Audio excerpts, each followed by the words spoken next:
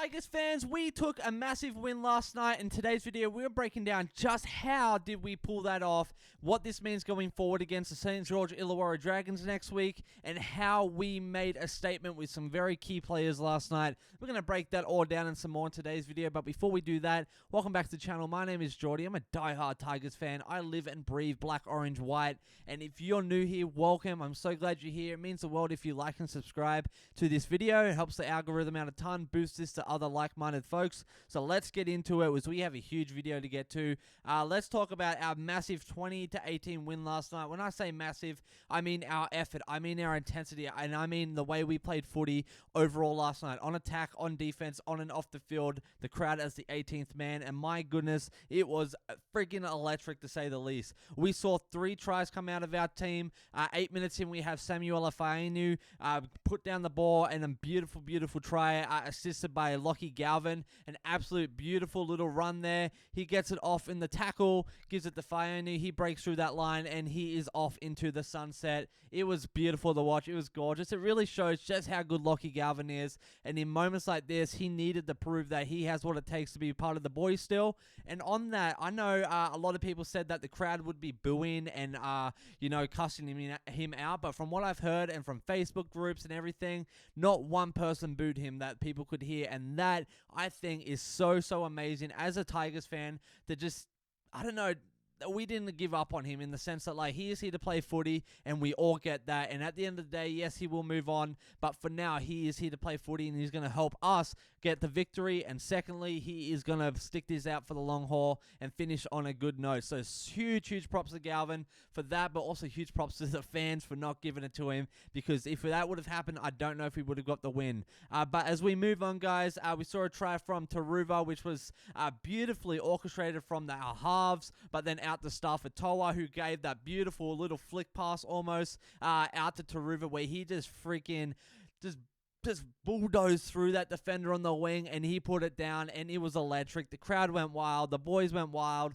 It was beautiful. That was the 27th minute, and at this point, we were in the lead, and then the Sharks started coming through on the 39th minute when they got their trial with Ronaldo there, and then we saw Talon De Silva, after Galvin kicked that nice bomb up, De Silva somehow scooped it up, put in a little grubber, went through and put it down, and my goodness, I was so pumped for the young fella. And it was that moment, that pressure, that intensity that I could, I've been seeing in this kid for a while, and that he needs to be better at and continue doing that, because that was awesome and that was beautiful and that was so well orchestrated.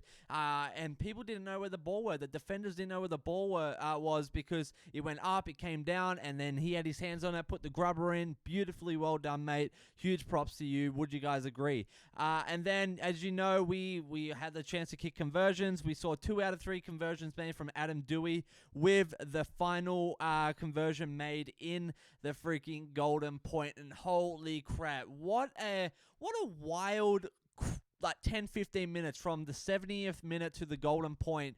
That one freaking field goal that Cronulla put through and hit the goal post. My heart literally dropped. How about you guys? Like, what were you guys feeling in that moment when you knew that field goal was coming, when it was all tied up and they put it through, and you can see it on the camera going, and boom, hit the post. And then we went for a field goal, we missed. They went for another 2, they missed all of them. We even got a charge down on a field goal. That was sick. That's giving kind of NFL kind of stuff there, and that was just the intensity the boys bring all of last night, from people like Terrell May all the way down to Jackie Bird, mate. Like, it was just unreal. It was electric. The fans were behind it. It was just mental, and that is the kind of footy we need to continue playing going forward, especially going forward against St. George, who is a really strong team. And then, yeah, we saw Adam Dewey kick that penalty goal, and he went straight through, and the boys went wild. There's a video circulating right now of him doing that, and it is electric. It pumps me up watching that. So let's jump into a few stats.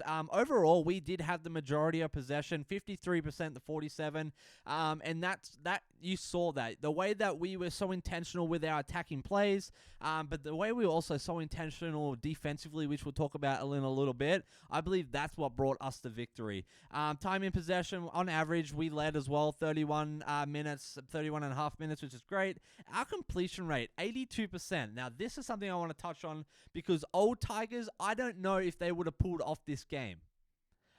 Would you guys agree? Am I off the mark saying that? Because and why I say that is because we came out in the second half. We were not gassed. We did not let go. We went balls to the wall. We put them where they belong, right? And so the fact that we came out, we friggin' made some money happen, and we locked in. That I think was our saving grace, because we led at halftime, but we've seen in previous years, in previous seasons, even in previous games this season, like, we tend to gas out. We tend to not turn it back on, but we did. We kept that all the way through the 80th minute and beyond in Golden Point, and I think that is just a testament to how bad these boys and how bad this club wants to win and wants to make a statement this year. So, really, really solid effort from the boys overall. Really smart footy.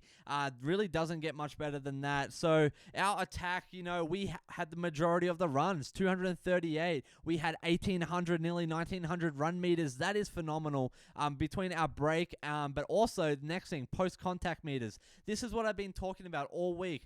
This will be where it's won. This will be where we make up our meters. It's where our boys like Terrell May, Alex Twal, even Seyfarth, they get up in there, they run freaking hard, and they offload that ball. We made the 4-on-4 line break, whatever. But tackle breaks we did lack, right? They definitely had a stronger defense in moments there, but overall, I think we won. And on attack, we definitely did our best that we could, and that's why we need more depth in the middle. So when things like this happen, we don't have Terrell May playing a full 80, even though he wants to, but we also have a backup, so fresh legs, fresh perspective as well. Kick return meters, they led there, 96. We're at 80. Average play of the ball, it's same old, about 3.5 minutes. Our offloads, though, that is something that was tremendously surprising to me. We led offloads with 31 offloads. We saw that from Galvin. We saw that from Stafford Toa. Like, we saw that all around the pack, and I think that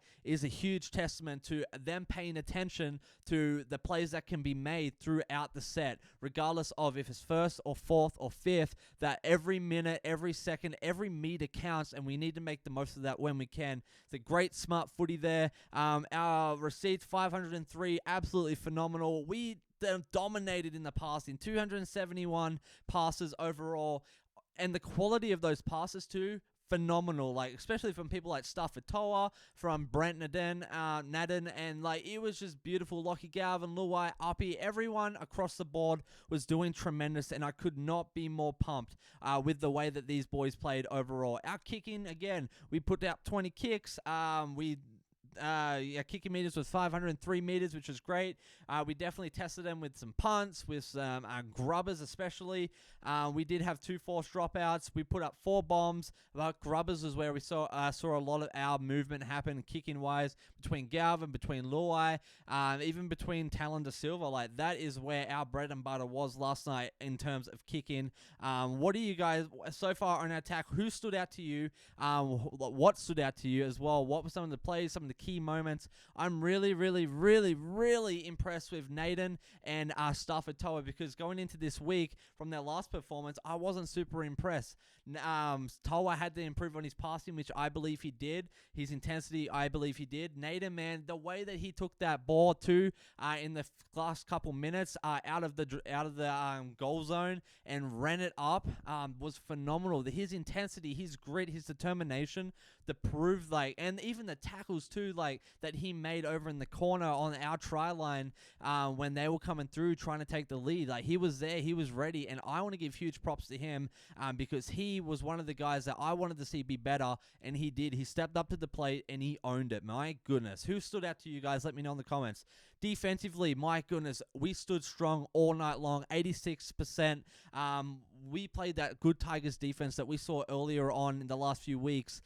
There's that good line speed, that like solid wall, like a brick wall, the way we could shift and rotate around the field, the way that we were just jumping for tackles, leaping, literally diving for tackles to stop them from making meters, to stop them from getting the ball down.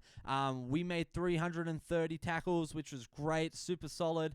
We did miss 36 tackles though, however, because they were playing their back line pretty well. They definitely had some big boys too running through. 1 intercept.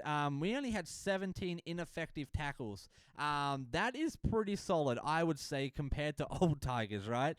Sharks had 44. We were definitely running some circles around them, which was amazing. We came out with only 7 errors. Again, phenomenal for the Tigers. Like guys, I don't think you guys understand. Some of you don't understand. Like, we are in such a pivotal moment in this club's history that we have only ever won 1 premiership, right? And I believe over the next few years, we will see another one come out of this team, and with some more sprouts of new players coming through. But we are being so intentional. Benji is being so intentional. Richo, the players, everyone is being intentional about the things that we can control, about the small things that add up, about the errors, about the high tackles, about penalties, like about everything that contributes to the overall game of footy. Like, we are being better, you know, and that, I believe, is going to make up for what we need to be better on in attack and defense, because if we can control these little things, man, we're going to be unstoppable when we can start controlling the big things, and we lock in and we are fired up. And I think we are going to be a team to watch over the next few years, but especially this season. We are finishing top 8, and I'll tell you why in just a little bit. But back to the stats, guys. We only had 7 penalties conceded.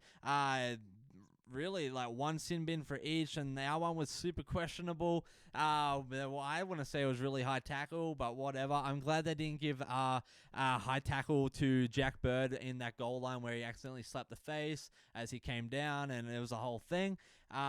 We had 1 head injury assessment, so overall super pumped that the boys did not get injured out there. But yeah, my goodness, that's all I can say. That game was electric. That game literally was on another level, and yeah, we gotta show some credit to some of these players. So if you see the player that stood out to you the most, put him in the comments, give him some love, tell me why you are supporting them and getting behind them. But our top performing players, tackle wise, Alex Seyfarth, bro, was on a freaking fire. Bro is fed last night. 46 tackles out of our team, and that is phenomenal. That is what I love to see. Terrell May played a full freaking game and ran 228 meters. Phenomenal. Dream Buller, or as I like to call him, Dream Big, made that line break, was phenomenal as well. And I don't know, man, like, this is just getting unreal with the capacity and the level that these boys are playing at. Buller played a full game, Taruva played a full game, Dewey played a full game, even got us points conversion wise and the winning goal. And speaking of which, if you saw last video, my prediction, I said we'll get 80% or above, and look what we got. Stafford Toa played a full game as well, and he nailed it. Brant Naden played a full game, Lockie Galvin played a full game, and I know that Terrell May played pretty much a full game as well. This is just a team that we should be getting around, should be getting pumped for. Uppy pretty much played full game. Seyfarth, yeah, like I said, played full game.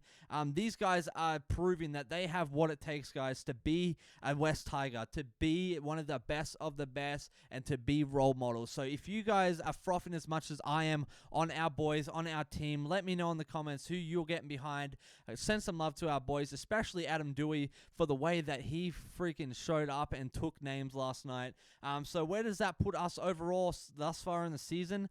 Guys, we are going up against St. George Illawarra next week. This is going to be a massive game. We're going to break it all down in some more this week, but just a little insight. These boys, it's going to be a home game for them, and like, they are tough defensively. They are tough on attack. They are just a tough team. So we've won 50% against these guys, especially at this venue. So this is going to be a super intriguing win, in my opinion.